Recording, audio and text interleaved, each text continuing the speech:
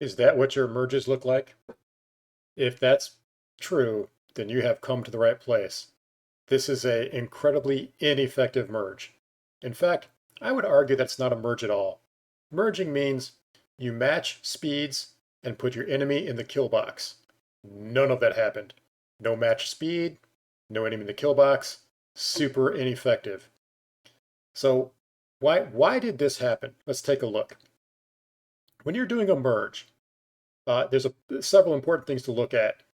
Uh, and these are things that we know. One is the TVI, right? One is the pip. And again, this is going to be, all the pips you're going to see today are going to be lead pips. The position of the ship is another important thing to look at. The distance between the ship and the pip. And also the closing speed. This is the vitally important number, the closing speed.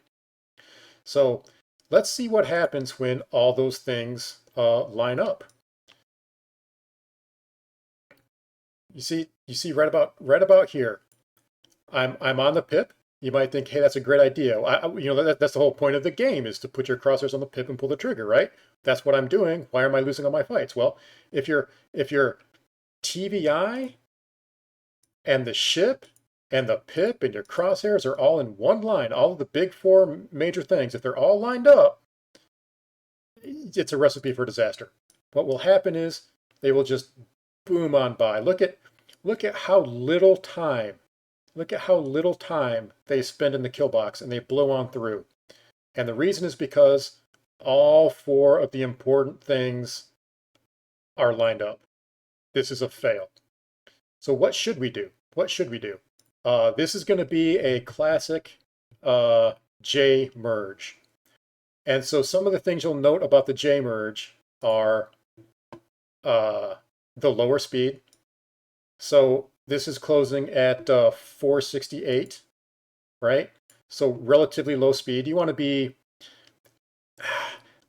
400 or less is what you want to be. Notice the position of the TVI. The TVI is not on top of the target. And this is why it's a J. Because the distance between your TVI and your opponent is going to establish the diameter of the J. So the reason this is called a J merge is because at some point I will turn 180 degrees, and the bad guy will pass beside me some distance away. That distance is set by the distance between your TVI and your pip.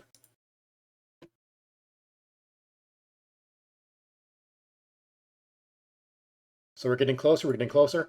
Another key thing to look at is it's hard to judge distance, right? You can look at the MFD and see it's about 4 clicks away.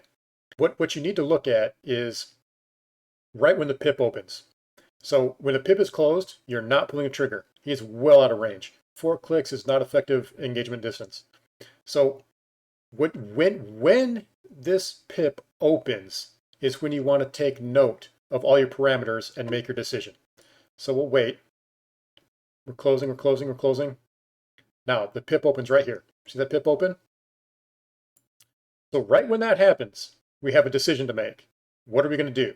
The things we look at are, again, the pip, the ship, right? The distance between them, and the closing distance. Now this number right here is a 750. It's a little hard to read. 750. This right here is lining up more like a pre-nose than a J merge. But we're going to force the J merge. We're going to try it. So what do? We're way too fast. We have to slow down. We have to pull our TVI off of our opponent. Whereas the TVI is currently right here. So we'll run this forward a little bit. And you'll see what I'm attempting to do is use my forward strafe. You can see right here, I'm putting a back strafe in it to try to scrub off some of the speed. No way a J merge is going to happen at 600. I've scrubbed it down to 600. We're no longer 700. We're approaching 600. Still going a little fast. We're still going to try to make this work.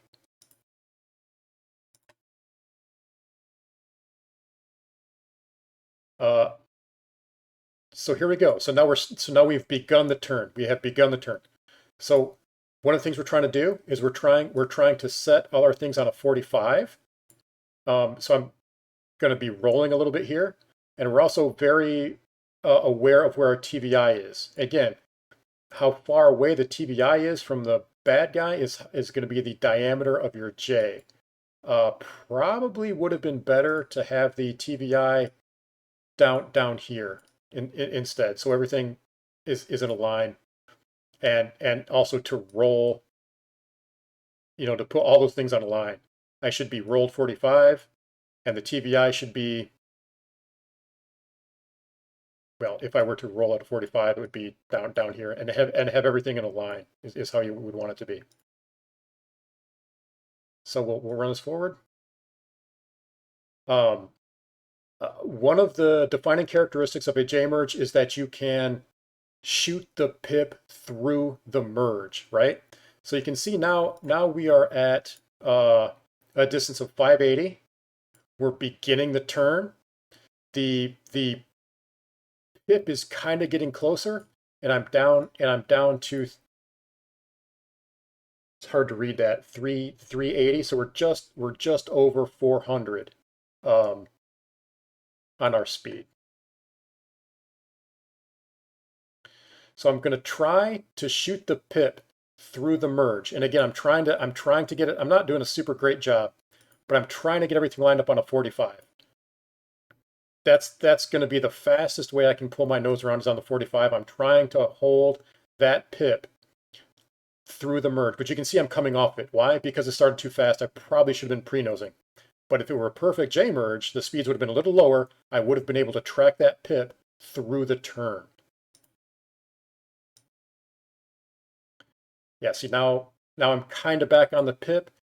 We're almost completed through the turn now. We're almost 180. You can see the pip collapsing onto the target. And again, we should have been applying damage all through this way. We've now passed each other. So he's going to be getting further away instead of closer. He's at 400. And I'm getting a good, all those mag shots should have landed in the kill box, in the kill range, as I'm shooting that pip as we move through the turn.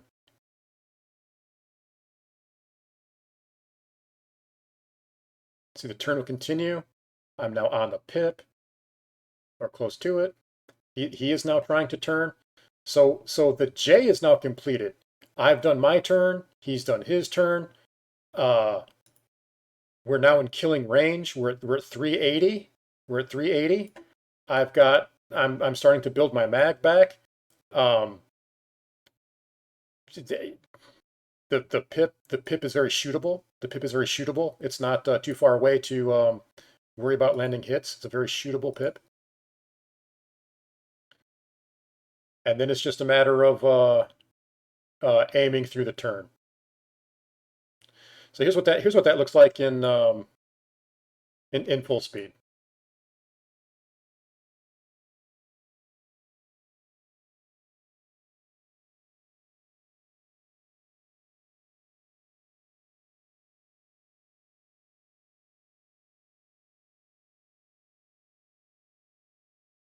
That's more or less a J turn, a J merge. This is not a perfect J merge. It's hard to get a perfect J merge on film. The issue was it was a little fast, and you can see why it was a little fast, because I wasn't able to track the pip throughout the entire turn. Got one more that I'm going to show you. We'll go ahead and run it in full speed.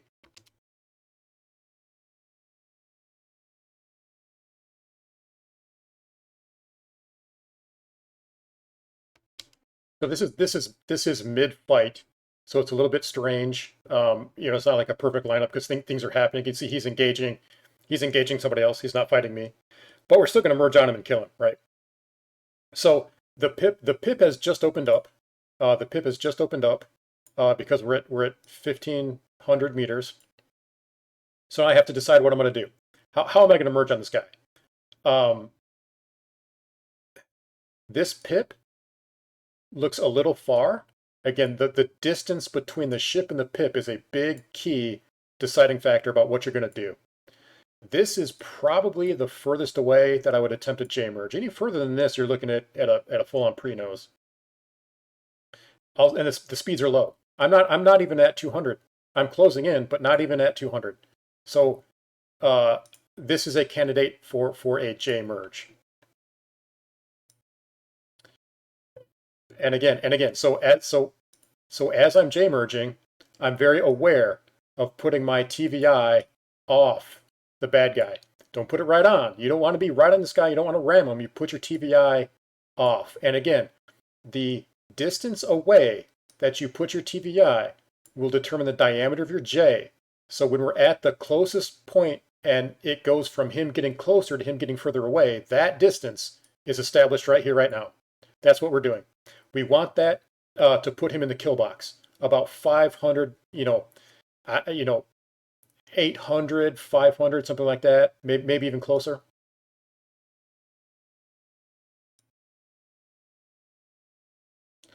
So here we go. We're starting to pass. I'm starting to pass him.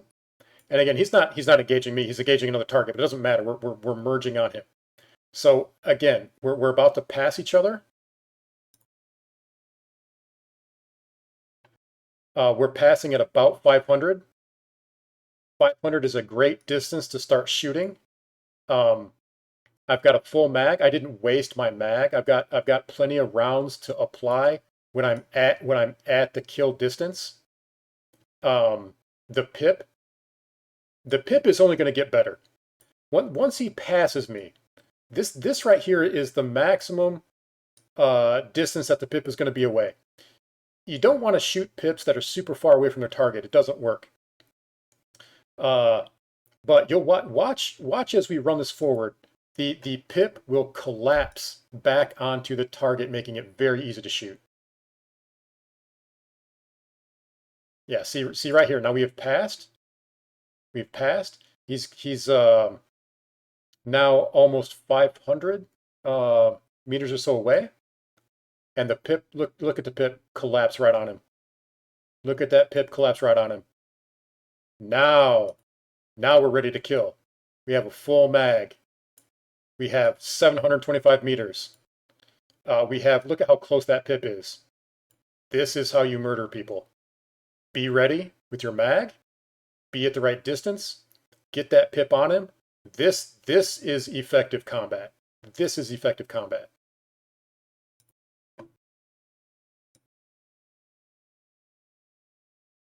And see, now it's just a matter of shooting the pip. Once again, here's that same merge in real time.